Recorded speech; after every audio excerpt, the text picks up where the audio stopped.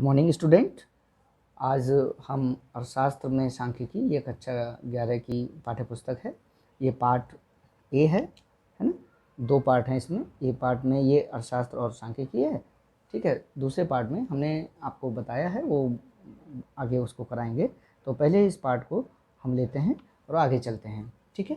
हाँ बच्चों, प्यारे बच्चों, आपसे एक निवेदन है कि अगर आपने ये चैनल अभी तक सब्सक्राइब नहीं किया है तो आप इसको सब्सक्राइब कर लीजिएगा, ठीक है। और नोटिफिकेशन बेल को भी ऑन कर लीजिएगा, जिससे कि हमारे निरंतर वीडियोज़ आपको मिलते रहेंगे, ठीक है ना। तो चलिए चलते हैं आगे। हाँ, एक बात और है कि यदि आप गूगल पे सर्च करना चाहते हैं हमारा चैनल, तो हम आपको बता देते हैं कि गूगल पे आप किस तरीके से इस चैनल को सर्च करेंगे। तो यहाँ लिखेंगे आप YOUTUBE youtube.com/c/ask ABC गुरु। इसको जब आप गूगल पे सर्च करेंगे तो ये चैनल आपको हमारा मिल जाएगा, ठीक है ना। तो चलिए आगे चलते हैं। देखिए, ये आपका चैप्टर 1 है, परिचय। और ये जो परिचय है ये 10 अंक का है आपका सिलेबस में। 70% पाठ्यक्रम के अंतर्गत जब इसको सरकार ने या सेकेंडरी एजुकेशन ने, बोर्ड ने इसको रखा है उसमें, तो ये 10 अंक का है, ठीक है। तो अब चर्चा होती है कि सबसे पहले इसके परिचय में चलते हैं कि अर्थशास्त्र आपको क्यों पढ़ना चाहिए। तो देखिएगा, आपने कक्षा 10 में 4 चीज़ें पढ़ी होगी, ठीक है ना। हम थोड़ा सा एक साफ कागज़ का इस्तेमाल कर लेते हैं यहाँ पर। 4 चीज़ें आपने पढ़ी होंगी कक्षा 10 में। तो एक तो आपने इतिहास पढ़ा होगा, भूगोल पढ़ा है, नाग पढ़ा होगा आपने, नागरिक शास्त्र है, और आपने अर्थशास्त्र पढ़ा होगा, ठीक है। ये 4 सब्जेक्ट को मिला के क्या बनता है, SST बन जाता है। ये आपने पढ़ा है, ठीक है। तो इसी की चर्चा यहाँ पर की जा रही है। तो आप देखिएगा कि अर्थशास्त्र आपका एक विषय रहा हो, आपको यह बताया होगा कि विषय जो है मुख्यतः एल्फ्रेड मार्शल, यानी ये आधुनिक अर्थशास्त्र के प्रवर्तक हैं, ठीक है। इन्होंने कुछ परिभाषाएं दी गई हैं, ठीक है ना। तो जैसे मान लीजिए, इनका कहना है कि जब आप वस्तुएं खरीदते हैं तब आप क्या कहलाते हैं, तब आप उपभोक्ता कहलाते हैं।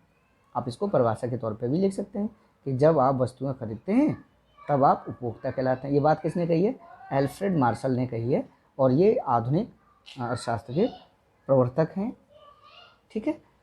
दूसरी बात है, जब इन्होंने एक बात और कही कि जब आप लाभ के लिए वस्तुओं को बेचते हैं, ठीक है ना, वस्तुओं को बेचते हैं, तब आप क्या, आप दुकानदार हो सकते हैं, तब आप क्या कहलाते हैं, आप विक्रेता कहलाते हैं, ठीक। फिर इन्होंने कहा कि जब आप वस्तुओं का उत्पादन करते हैं तो आप क्या कहलाते हैं, उत्पादक कहलाते हैं। देखिए, मैं अंडरलाइन कर दे रहा हूँ, जब आप वस्तुओं का उत्पादन करते हैं। अब देखिए, उत्पादक की श्रेणी में कौन कौन आता है, किसान आता है, एक फैक्ट्री का मालिक आता है, सेवाएं प्रदान करने वाला व्यक्ति जैसे डॉक्टर है, कुली, टैक्सी चालक, ये सब वस्तुओं का जो परिवहन करते हैं, संचालक हैं, तो ये भी उत्पादक कहलाते हैं, ठीक है। तो इन्होंने ये 3 बातें कही। आगे चलते हैं हम थोड़ा सा। फिर देखिएगा, इन्होंने एक बात और कही कि जब आप नौकरी करते हैं, ठीक है, और नौकरी करते हैं का मतलब है कि जब आप पैसा लेकर कार्य करते हैं तब आप क्या कहलाते हैं, कर्मचारी कहलाते हैं। मजदूर भी कहला सकते हैं, ठीक है, नौकर कहला सकते हैं, ठीक।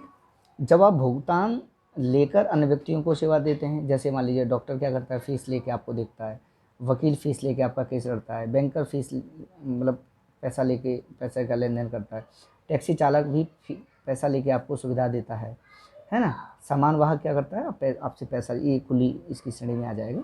तो पैसा लेके क्या करता है, वो आपको सेवाएं देता है, तब आप वो क्या कहलाता है, वो नियोक्ता कहला सकता है, ठीक है। तब आप देखिएगा कि इन सभी परिस्थितियों में आप किसी आर्थिक क्रिया में लाभकारी रूप से नियोजित कहे जाएंगे, ठीक है ना। आर्थिक क्रियाएं वे होती हैं, अब देखिए आर्थिक क्रियाएं क्या होती हैं। आप ये मोटा मोटा काला लिखा है, ये हेडिंग हो जाएगा, हेडिंग लिख लीजिएगा। हेडिंग लिखने के बाद लिखिएगा वे क्रियाएं जो धन प्राप्त करने के लिए की जाती हैं, ठीक है। तो वो कैसी क्रियाएं कहलाती हैं, आर्थिक क्रियाएं कहलाती हैं, ठीक है ना। तो प्यारे बच्चों, आप इसको थोड़ा सा आज चूँकि ये फर्स्ट डे आपका, तो आप थोड़ा सा इसको पढ़ने का प्रयास करिएगा। इस पुस्तक को ऐसे ही जब आपका कुछ भी बहुत ज़्यादा याद करने का मन न करे तो इस पुस्तक को आप पढ़ डालिएगा। ठीक है, हम आगे कुछ और बातें आपको इसके बारे में बताएंगे। ठीक है, अब देखिए हम इसके एक्सरसाइज की ओर चलते हैं और फिर चर्चा करते हैं आपसे। जब आप चैप्टर का अध्ययन करेंगे, पूरा चैप्टर अध्ययन कर लेंगे, तब देखिएगा हम इन 2 क्वेश्चंस की बात करेंगे आपसे, पहला और दूसरे क्वेश्चन की। ठीक है, ये 2 क्वेश्चन हम आगे भेजेंगे कि इसके आंसर आपको, कि निम्नलिखित कथन सही है अथवा गलत, इन्हें तदनुसार चिन्हित करें। ठीक है, जैसे सांख्यिकी केवल मात्रात्मक आंकड़ों का अध्ययन करती है। अगर ये बात सही है तो आप सही लिखिए, गलत है तो गलत लिखिएगा यहाँ पे, है ना। और ये कब पता लगेगा, जब आप सांख्यिकी को पढ़ लेंगे। इसके ये 3-4 पेज जो दिए गए हैं इनको पढ़ लेंगे। फिर सांख्यिकी आर्थिक समस्याओं का समाधान करती है। तो इसका उत्तर हम अभी नहीं बता रहे हैं आपको, मगर आप जब पढ़ेंगे तब आप खुद जान जाएंगे कि आर्थिक समस्याओं का समाधान ये करती है अथवा नहीं है। तो करती है तो आप सही लिखिए, नहीं तो गलत लिखिए। आंकड़ों के बिना अर्थशास्त्र में सांख्यिकी का कोई उपयोग नहीं है। अगर ये सही है तो सही, नहीं तो गलत है। मगर आगे जो ये क्वेश्चन है ये बहुत ही महत्वपूर्ण क्वेश्चन है। ठीक है ना, इसको आप थोड़ा सा करने का प्रयास करिएगा। हम थोड़ा सा यहाँ पर डिस्प्ले पे इस तरह से लगाते हैं। कह रहा है कि बस स्टैंड या बाजार में होने वाली क्रियाकलापों की सूची बनाएं, इनमें से कितने आर्थिक क्रियाकलाप हैं। तो प्यारे बच्चों, मैं आपको बता दूं, देखिए बस स्टैंड पे होता क्या क्या है। ठीक है, इसकी एक सूची बनाइएगा और हमें व्हाट्सएप ग्रुप में ही सेंड करिएगा। ठीक है, साफ साफ लिखिएगा और तब भेजिएगा। तो बस स्टैंड पे क्या क्या होता है। बस स्टैंड पे देखिए एक चाय की दुकान है, वो चाय बेचता है।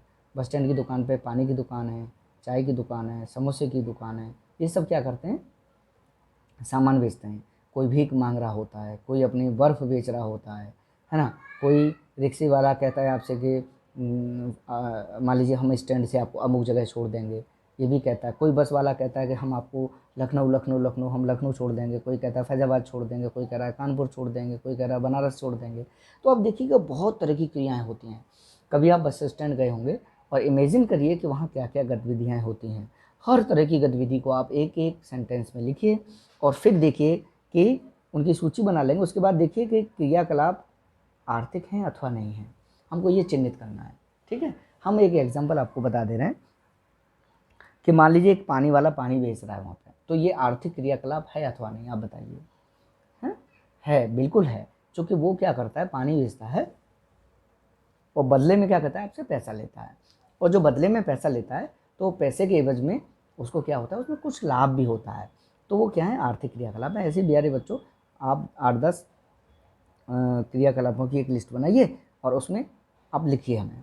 ठीक है, ग्रुप में, और इसके आंसर्स को हम भेजेंगे, तो आपको परेशान होने की ज़रूरत नहीं है। थैंक यू, आपका दिन शुभ हो।